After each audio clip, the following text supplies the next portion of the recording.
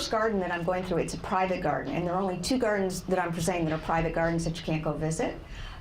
This is one of my favorite gardens. The couple whose house this is at, she does all the design, and he did construction. He's a banker. She's just recently retired from the medical sales business, but they've done all the design and all the construction themselves. And her design, it's not some huge house and huge property, but over the years they've bought, when like a little part of a parcel has come available next to them, they purchase that. So it's been this 30-year kind of cycle of doing the garden, and she's done an awesome job of combining some areas that are very formal design and then other areas that are more informal. There are wonderful things like when her kids were little. I met one of her daughters this last year when I was up there. The daughter's now 30, but there's a little house on the property that they built, and when she and her sister were little, that was like their playhouse. And the girls also, when they were like 6 years old, helped with some of the bricks around the pool. And it's a very kind of cool thing. So this is one of the newer parcels on that, and definitely a more formal design. You know, the tall columnar trees, shrubs make it that much more formal, having the symmetry on either side also helps that. This is in Rowley, Mass, and they have water bans there. So this spring and early summer, there really was a lot of water. So she told me, Jill, the owner, that there were so many flowers this year, much more so than other years. The echinacea was all over, and it was really a different look than it had been other years. So this is also this was part of the older part of the property, and also very formal. And that fountain you see in the distance, it's one of those huge wrought iron fountains. They actually brought that to the house themselves. She drove it in her Subaru, she told me, in 3 parts. She said, we were much younger when we did this. They dragged it across the yard somehow, and they put it up themselves. It's quite astonishing. So this is, you can see the fountain is off to the right. And what's interesting to me here especially is the way she did the path. It's still very formal, you know, goes to lawn. It's bordered by the, you know, it's like a pea stone, and then it has a very distinct border, except that nice curve not only accentuates the fountain that's there, but it makes it a little less formal, at least in my mind. This is now across from where that last one was taken. This is the latest structure they've built. It's a tea house. And what looks like a window in the back is actually a mirror. Oops. Is this still? Okay. And now you're going to see in the mirror where we were in the 2 slides before. So that structure is the little house, the little playhouse for the kids. 2 floors, twin beds upstairs, very steep stairs, a little living room downstairs, and her husband designed it and constructed that. It's absolutely charming. And now this is on the same property. This is the path that leads to the potting shed. So it's the less formal area, and it's more informal. The whole design, it's more of a rough edge. I think I have, and that's, the potting shed now is in the back to the left. And what I loved about that, when I went to shoot, there was the little chicken sculpture thing, and then a catbird landed on the fence. Like, that's a real catbird. And that's just a close-up detail. Now this garden is Fuller Garden in New Hampshire, in Northampton, New Hampshire. And here you can see, you know, it's predominantly a rose garden, very formal, having the, you know, it's a rectilinear design, having a very crisp edge. So, you know, I think this is like the most formal, probably, of any of the gardens that I'm going to be showing you tonight. It's real lawn. That's real lawn, yeah. And you know, they do something, I'm sure it's for the, so the roses grow well. I never think it looks particularly appealing. But they leave it, you know, it's mounded up, the soil is mounded up, I think because if it's a grafted rose, I think you're supposed to keep the soil below the root graft, but you want to have it a certain height above kind of the lawn area. But they don't mulch it all, or they don't put any ground cover down. I always think, just from a design point, it looks kind of barren on the ground. But I'm sure for a health of the roses standpoint, it's why those roses look good and the ones I have at my house do not.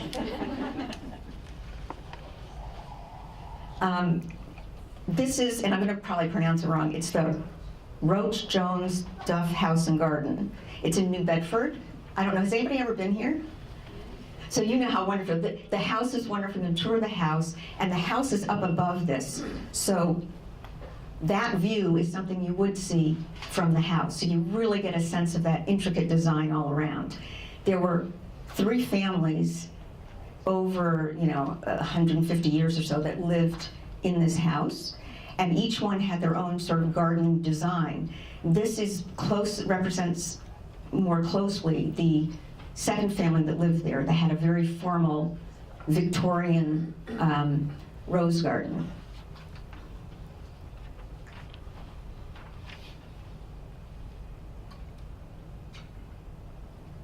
This next, this next one is Roger Williams Park. And what's so interesting, when I drove here, I drove through kind of the park area. It was very nice, and I was kind of getting a little lost. And then I came upon, this is where I was going to, this, it's small, I don't know what the overall size of it is, but this was where I was going. And next to this, I'm sure at one point, when this was first established, it was all kind of a quiet area, park-like. But now, there's a very busy road next to this. Actually, I think on 2 corners. But it's really, even with that, it's this little oasis in there. The structures are beautifully maintained. And again, you see that very formal, right angles, very crisp edges, very well tended. The next one is what I consider sort of the granddaddy of all rose gardens. It's Elizabeth Park in West Hartford, and it is really spectacular. Especially if you go when the climbing roses are in bloom. What month is this, Jim? I'm trying, the climbing ones come after a lot of the shrub ones do. So I'm thinking it's like maybe late June. I mean, they have there's so many different varieties there that there's probably a 4-week period where you can go where roses are going to be in bloom. And you can check, I think they do have on their website, they're telling, because each season will be a little bit different depending on what temperature's been like, rainwater's been like, all of that. You can go to their website to get an update on what's blooming. But the thing that's lovely here is everything is labeled. So you can go with pen and paper and write down what you like, what smelled really good to you. There are a lot of people here. It was actually very hard getting shots without people in them because it's just, people are enjoying it. It's a beautiful area. It's a beautiful park. They also have an area, which I think I have shots of later. There's another area that's perennial gardens. So even if you can't go when all these beautiful roses are in bloom. If you can get there in July or August, or even September, there's still a lot of gardens and a lot of beautiful things to see.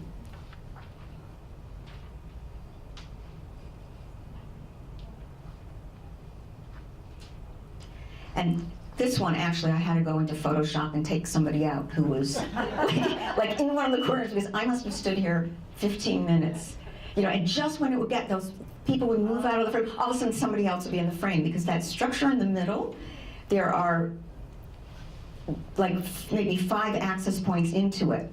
So people were always coming into the middle from places where I couldn't even see where they were coming from. So it was hard to get this one. This garden is Tower Hill.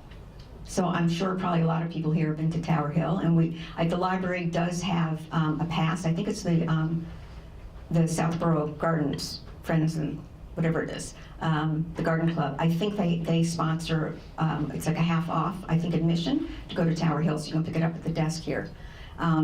This year, the tulip display was incredible. I don't think I'd ever actually been here in the spring, but they did an incredible job. And what I found amazing are some of the color combinations. Oh, it's the next one, with the color combinations that they used that were something I would never think about doing, but absolutely magnificent. So there's a close-up, but I'm going to go back. This one, when I went there, it turned out it was going to be a sunny day, and it wasn't supposed to be sunny. And to shoot at I think I shot this around 3:30 in the afternoon, and it's still, the sun's pretty high in the sky, not the best time for flower photography. But what it allowed me to do, there was a tree kind of like a branch overhead, and so the light was kind of coming at me, but I was able to keep the camera shaded by the tree, so I was able to shoot through the light so you can sort of see the structure. You get that transparency with the petals, which, you're not seeing it there. It's kind of a different look, and it was actually kind of fun being able to do that.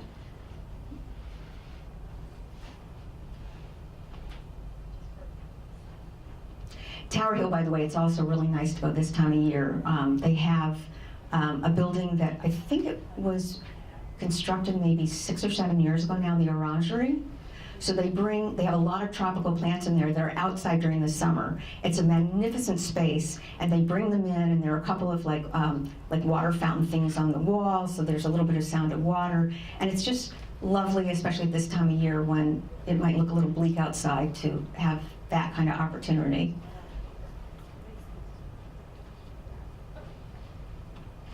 Any guesses where this is? I'm looking at two people in front that I know. Oh, no, it's not a state. It is. This is the Vermont State House. So it is the same color combo. But these are these grand steps. I think this one's a little bit more backed up, that goes to the State Capitol building in Montpelier. And it's actually, the building itself, it's a lovely setting. From a great distance, you see mountains behind it. It's photographed a lot. But I thought this display was so arresting that they did. The colors against the white marble of the stairs, and the repetition that you see as you're going up, which is a big design principle when you're doing gardens, between color and having repetition like that leads your eye on. This is Green Animals Topiary Garden in Portsmouth, and it is part of the Newport Mansions. It's not located in Newport. This garden has, I think the first time I went there, my niece, who is almost 30 now, was probably 6 or 7 years old, and I took her to, they had a children's party. So they had, face painting and a magician and clowns and kid stuff, and I think ice cream. And at the garden at that time, from my recollection, there were only the topiaries there. They didn't have masses of flowers. But it's very, very whimsical. And they're known for the animal topiary that they have. So there's elephants, I think that's the lion. Here's another one, the elephant, that's looking a little bit bare. And that's the back of the line, and then you can see the giraffe over that way.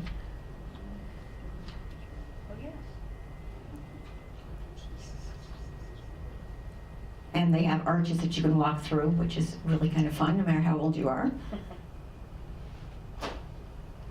And that's more distant view with, the masses of flowers that they have now. They also have a really spectacular dahlia garden, too, if you go that time of the summer. Any questions so far?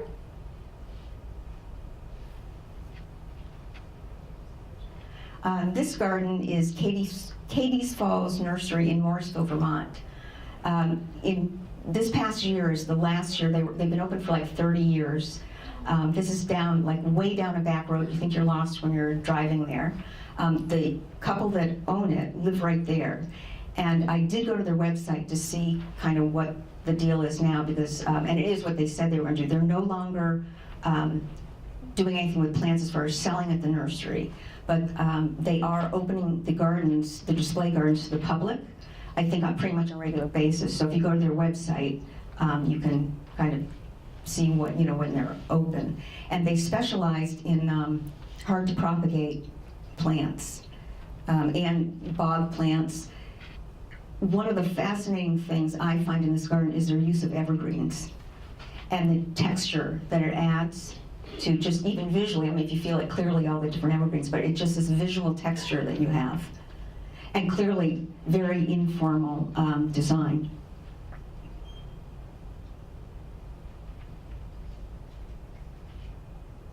And I think it's the next one. Oh, no, this is Shooting Star.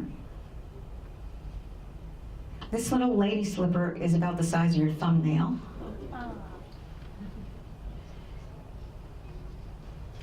And here you can see the evergreen that's over the fence. It's incredible, and plus it also has its spring growth, so you're seeing that lighter green. I'm not sure if that's the Norway. There's another one in this one, the one that's in the back. It's a weeping Norway spruce. So I'm actually not sure whether that's the same, just, you know, trained a different way.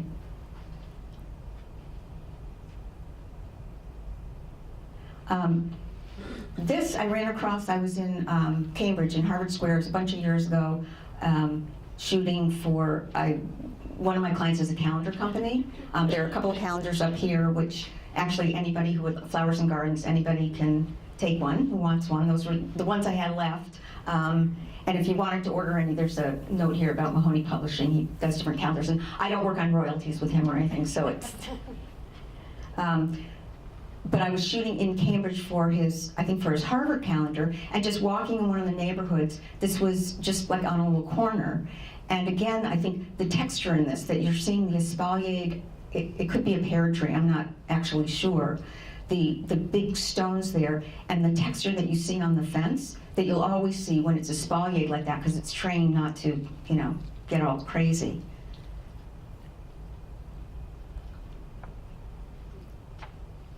And now I'm moving to one of my favorite things, structures in the garden.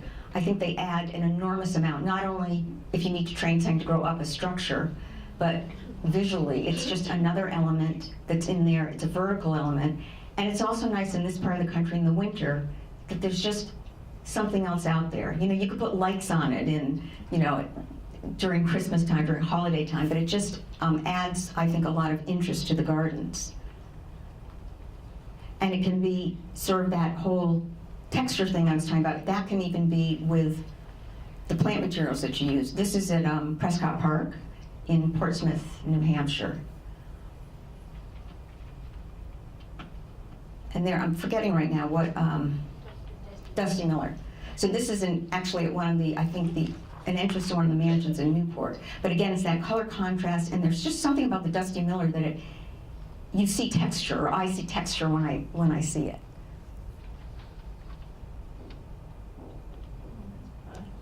And these, anybody know what these are? Poppies? Yes, they're poppies. And, oh, that one is at, I'm gonna get I don't think I have another.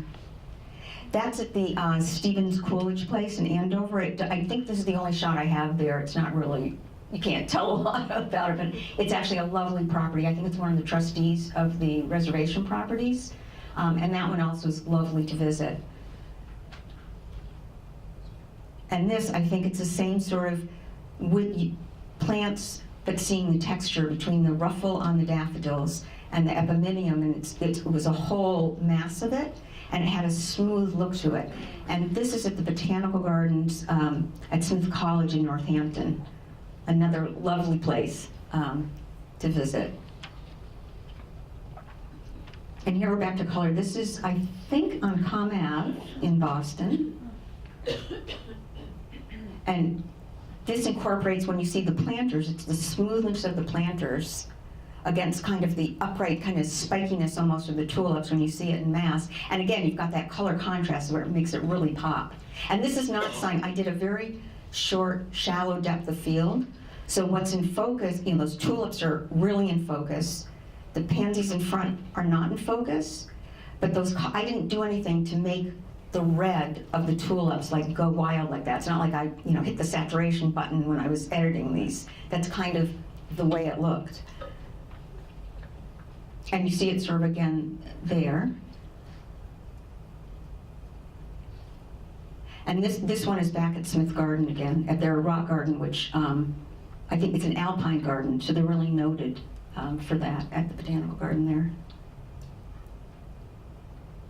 And then sometimes just a birdhouse, you know, adds a lot of interest. This one is at White Flower Farm which I have other, I'm not sure if they're coming next, but other white flower farm, I think I do have. This is another nursery that sadly and with display, lovely display garden. And it's not on the list because she actually also closed. I think she'd had it for like 30 years. I believe that she lives at this property, and I think she just closed, like there's no going to visit or anything with the display gardens, which is really too bad. And then this is back at White Flower Farm.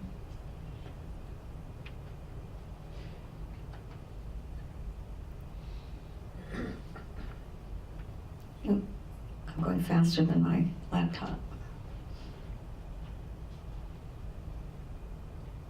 And this I had in there for my community gardener friends who are here. This is at Tower Hill, and they do this wonderful job with their vegetable garden there. It's very fanciful support system. They do different colors. One year they did all purple accents. And during the summer, if any of you have the opportunity, sort of middle of the summer, to sort of walk through the community garden that we have here, the vegetable garden, some of the structures that you see some of the people put up to support the plants are amazing. They do it just from like twigs and sticks, and it's not only is it very functional, but it's very beautiful to look at, so you don't have to go far for that one.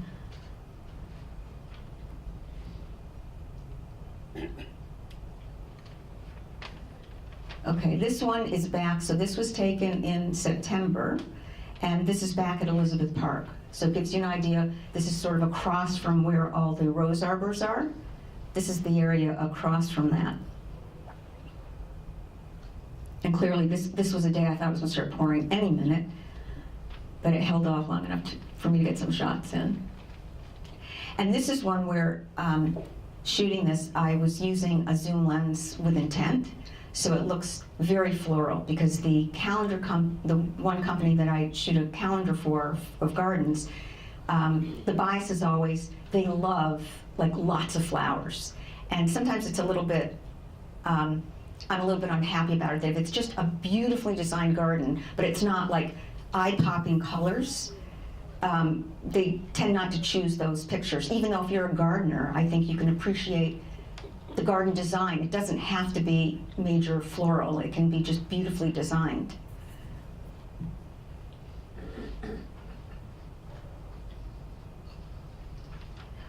This is Wickham Park in, I think is it Manchester?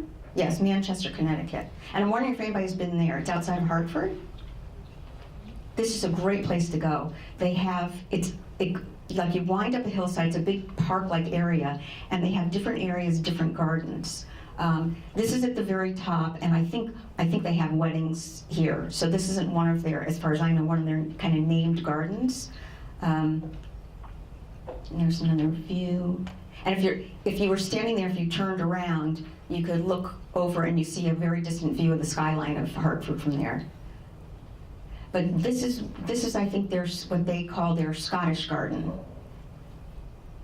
And again, there's a lot of use of sculpture, different kind of walkway materials.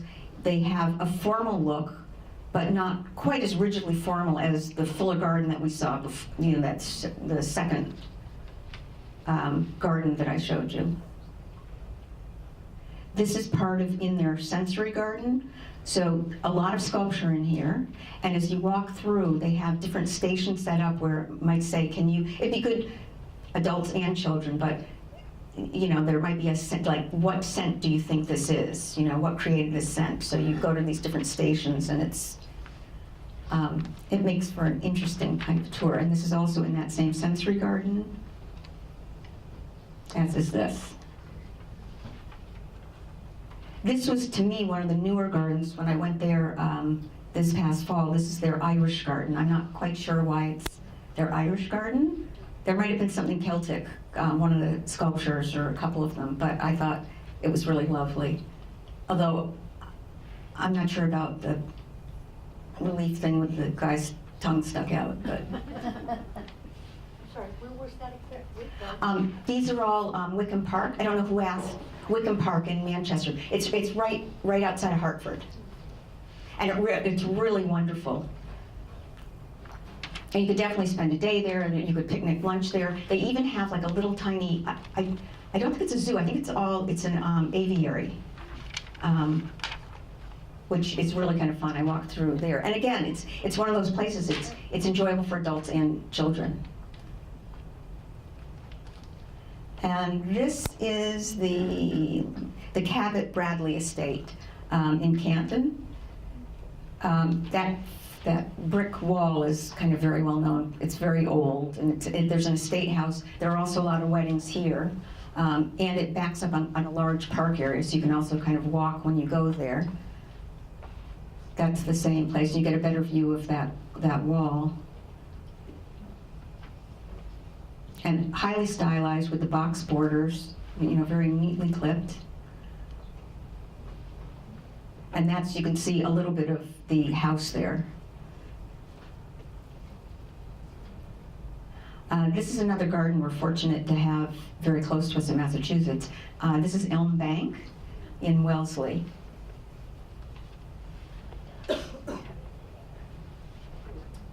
And this one, some of my friends in the back should recognize this one. This is Glen Magna Farm. And this, I've been there, since I shot this, I've been there a couple of times. I probably took these, it's probably 8 years ago. And when I was there, the head gardener was there that day. And I marveled at the wisteria. I mean, it was absolutely magnificent. And he said I was very lucky because it just so happened that year, it was beyond the pale. When I went up there again, a couple years later, it was really scrawny, and I was really disappointed. And these are very old wisteria vines. They're huge, and they're really old.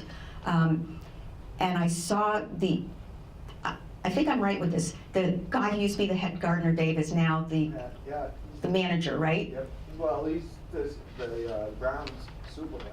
Okay. So I got a chance to talk to him this past year, and he said, they did, I think there was something with the weather a number of years ago, but they also had to do a lot of pruning on it. But it's one of these long-lived plants that if you know what you're doing, you can hack it back a lot, prune a lot, and you have to. And so for a number of years, it might not look that good. Eventually look good again, but this was probably just one of those banner years. Everything was right for it to have a magnificent bloom that year. So I was very pleased that I just happened to hit it right with that one. Where's that again, Joe? This is in Danvers.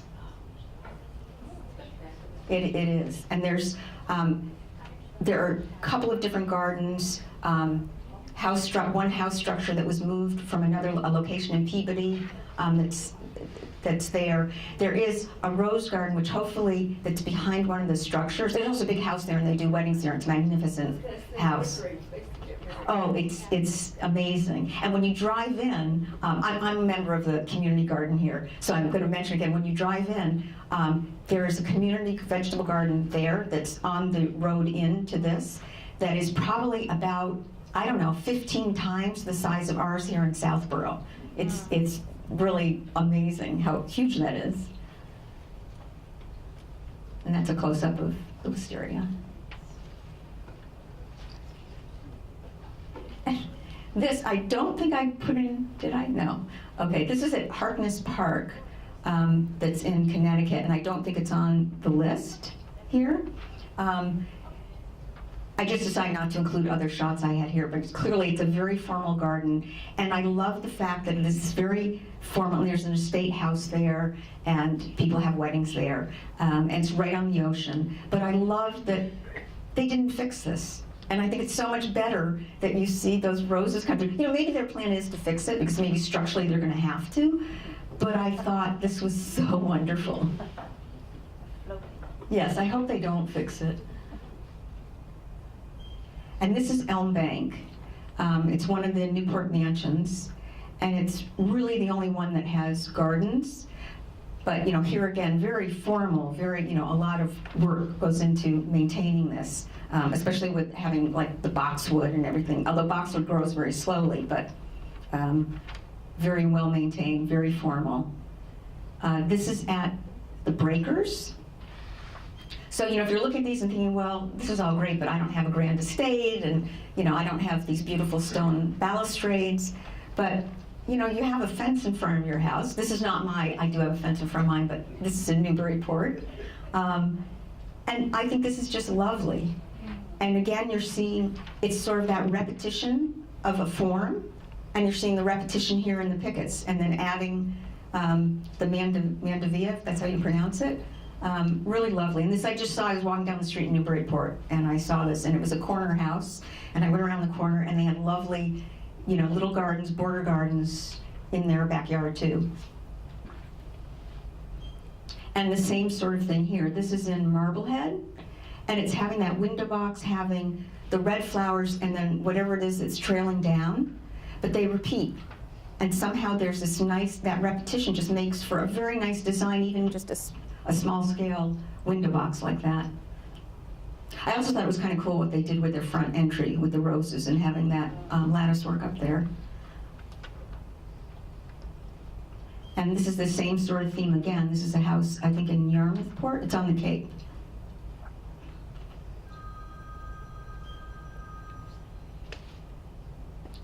I loved that this was, I think, a restaurant, and I know they have a lot of weddings here too, just because I saw it advertised. I just really liked, I thought, what a creative use of having that stepping stone and having just plants in pots, and then you can put them at different heights depending on what it's on, and just, again, it's at another level. It's creating a structure, having vertical, you know, things that aren't necessarily tall on their own. You know, they'd all be about the same height if you had them all on a flat surface, but That first pot really makes that for me. it's your color, that's why. But If Young knows, I know a bunch of you here, I've lived here long enough, but it's the green that it carries through those, you know. yes, It's just beautiful. and the green in the back. I should have moved the Piece of firewood? piece of firewood. I realized after I took it, like, what's that firewood doing here? But thank you, Riles, for pointing that out. I was wondering about that. The flaw. That is beautiful. This, do you know where that is? It's not Shelburne Falls. Yes, Mary Ellen knows. Bridge of Flowers. So, for those of you who've never been here, this is in Shelburne Falls, Mass. It's amazing. It was once a bridge, and you know, the town, the state, whatever, put in a new bridge next to it. So they turned this bridge into a flower garden. So I have some shots. You can see the Deerfield River is off to the left. Well, you can't really see it well because there's a chain link fence that's, I don't know, 4 feet high or something on either side. But it's so wonderful. In Shelburne Falls, there are 2 little towns. There are nice little restaurants to eat in. There's a glass blower. A lot of arts people, Mole Hollow candles. If they used to be in Shelburne Falls, they're not there anymore. But it's sort of a delightful place to go. You know, kind of an afternoon thing. And the flowers are magnificent whatever time you go during the year. That'll take a minute to load. What was that structure in the first shot?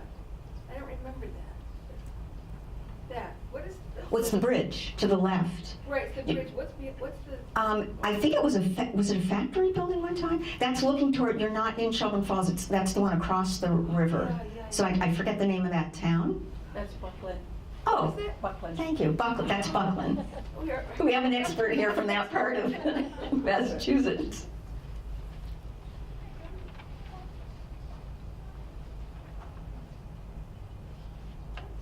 And then that's a close-up of some of the flowers that are on the bridge. So the combinations they use, whoever does the design for this, it's really extraordinary. What are those, Jojo, do you remember? Is it like echinops or echinops, the blue ones, the spiky ones? I think that's what it is. Anybody else know for sure? I saw them in Philia Gardens, I think. It's this something. Yeah. This all. Yeah. I know, I should have looked that one up since they're pretty dominant. And this is Prescott Park in Portsmouth, New Hampshire. Another great place to see. They have this garden. I've got several shots of it. In the summer, if you were to go like through the garden and over, they do a lot of performances. It's right on the river, and they have a lot of outdoor performances. To the right of this garden area, they have test gardens, test plots. So it's like different kinds of flowers that, like the Rose Society or whatever is testing for, I suppose, hardiness and all of that kind of thing. So it's always a very interesting place to visit. This is one of my, I like to call it my hidden garden. Hidden gardens. I spend a lot of time researching where gardens are because I've been shooting this one calendar for this company as a solo calendar, I don't know, for about 8 years. And I like to feature different gardens. So I'm constantly Googling, you know, I Love Gardens, if you know that website, that tells you where different gardens are in the New England states. I mean, actually, I Love Gardens, I think will cover all the states. And I just sort of Google gardens, New England, I go through all this. But every once in a while, I find one that I've never seen on any list, and I'm like so proud of myself for finding something new. So this garden, I've kind of learned where some gardens are. Libraries have lovely little gardens. We have a lovely little garden right up there on the hillside at Southborough Library. So this is in Andover, New Hampshire. And all throughout the town there, all the businesses have beautiful floral displays. I'm assuming there's like one person who does it for all the different businesses, and they're beautiful. And I had parked the car in different areas, photographing the gardens by the businesses. And then I looked over and there was a library right across the street. And I noticed, you know, it looked like it was on a corner, and it looked like one of the streets went kind of down a hill. And by the parking lot, there were all these, I think they were daylilies, that were all pretty high, and I could see there were steps going down, and I thought, I wonder what's down there on the library property. And this was what was down there. The fountain was just amazing to me. And beyond it, although I think I was past the time when there's a much older rose garden that I think has been at this library for a long time, but I think this is a newly established garden. But this I shot, I think, 3 years ago, maybe? What's on the water? Well, you're seeing through the stones underneath. Oh, it's stone. Yes. Okay. And I think people also tossed in, it's not like filled with coins, but people did toss coins in, but those are stones that you're seeing. Okay, so this is another hidden garden. This is in Peterborough, New Hampshire. And the garden extends a little to the left, but there's a brook that runs through. You're in like the downtown street, for those of you who've been to Peterborough. It's a little town. And there were some ruins that were there, hence those steps, the stone steps going up. I don't know if there was a house. I mean, there is a big structure on the hillside. I don't know what it was at one time, if it was somebody's, you know, like house, and then they had something here. But this was probably 5 years ago, and the gardens were incredible. It was also a summer when we did have a lot of water, and things were very lush. There was a lot of use of more tropical plants in an area you can't see further back. It was spectacular. It was also very late in the day. I was really losing the light when I was shooting this. And I wanted to go back there, so I think it was not this past one, the summer before I went back there, and it was our droughty summer, and it looked appalling. I mean, it was so disappointing. But, Sorry. no, go ahead. What kind of tree is that? I don't know. I think it's a dogwood. Is it a dogwood? Looks like a dogwood. A variegated. Oh, that makes sense. French tree. Flower looks like French. Yes. Dogwood. Wow, really? The flowers don't look like that. No? Leaves are on. Yeah.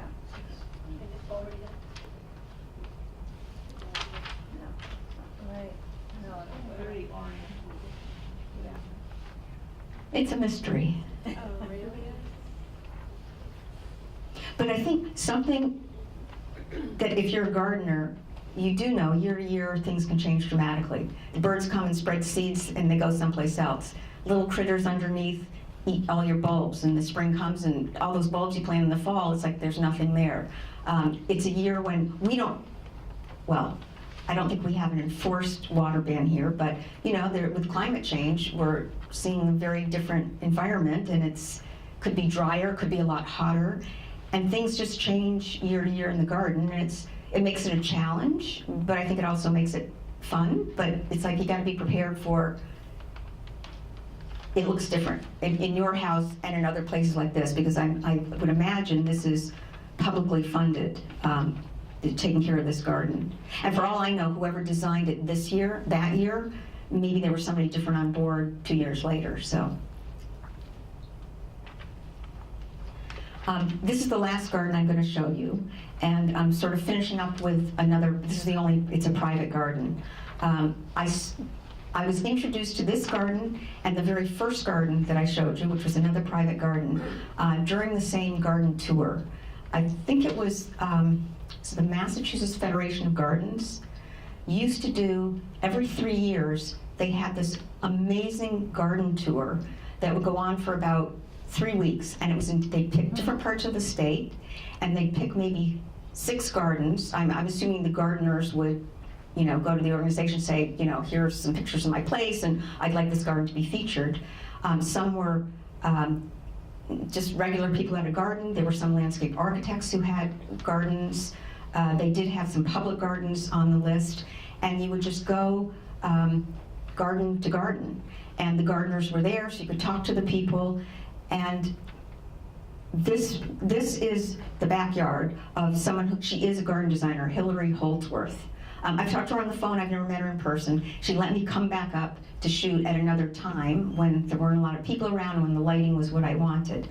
She does do garden design, as does the first garden that you saw, Jill. So on the sheet that was on your seat, if you Google, so it's number 1 and number 23.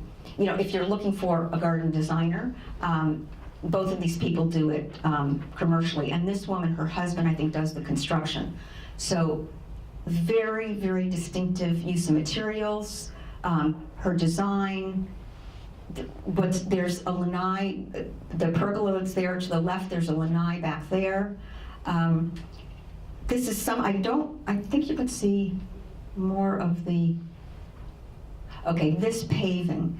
The use of river rocks like that. This was years before people were doing it in their showers, in their homes. And so she was sort of at the cusp of using these sorts of materials. And that's her house, by the way. There's a couple of other shots of it. So you see something like this. This is, inside here, there are 4, I think there's a better, this is in part her vegetable garden. I mean, it is clearly the beginning of the season. She's got little tiny tomato plants, but it's spectacular. And the thing that I was really sad about was that plant looks dead to me in the middle, and it was kind of, crushing to me because it was like on axis and all that. And I thought, oh my God, I'm not going to Photoshop that.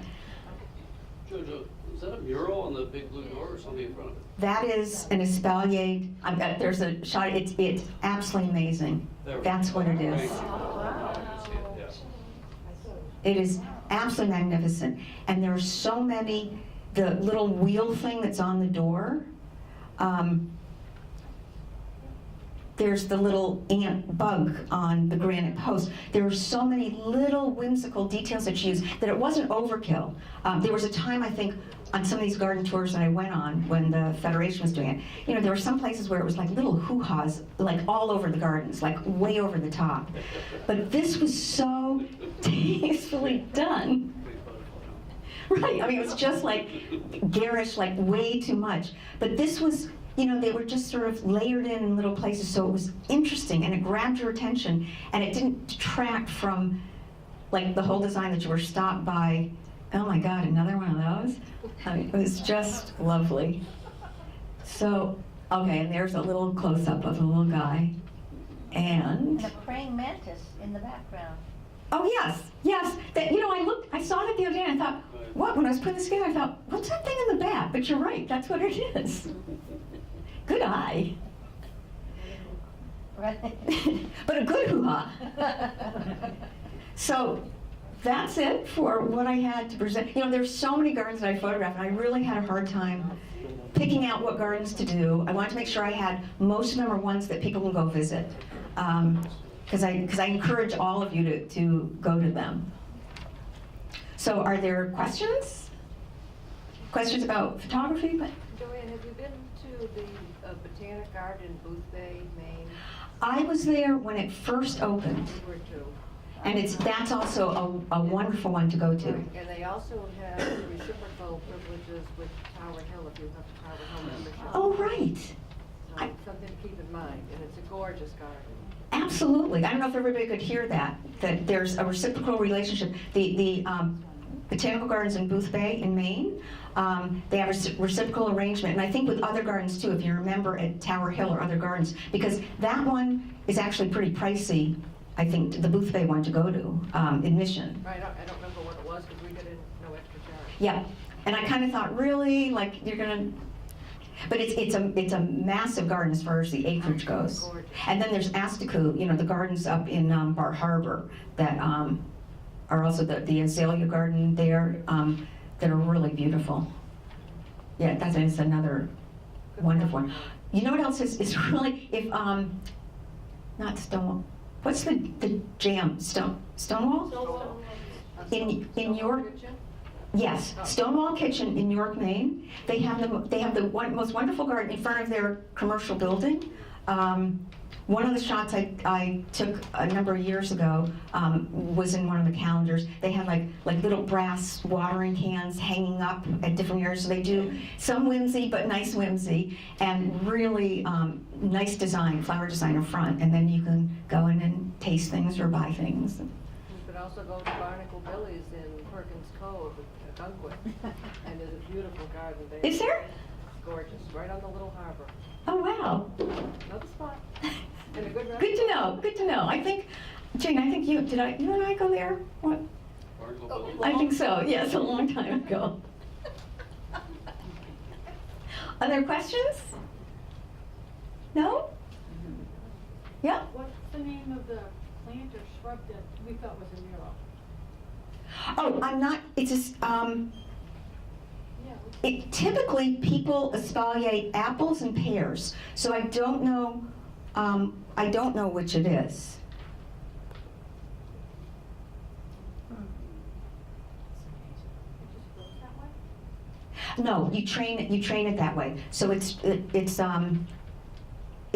usually train them with wires, and they decide on which branches they're going to have going laterally across, and you have to keep cutting them back.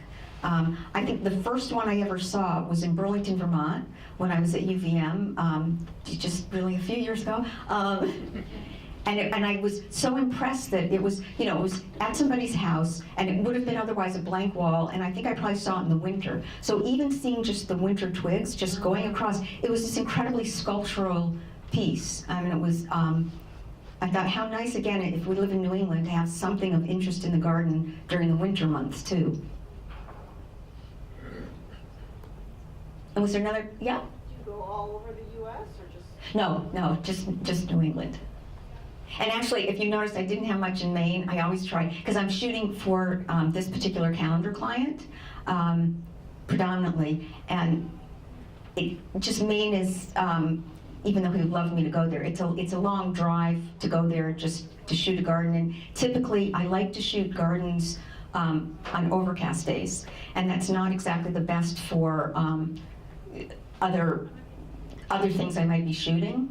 So it's sort of, I don't have any other reason to kind of go there except for the gardens. But no, I don't go further afield.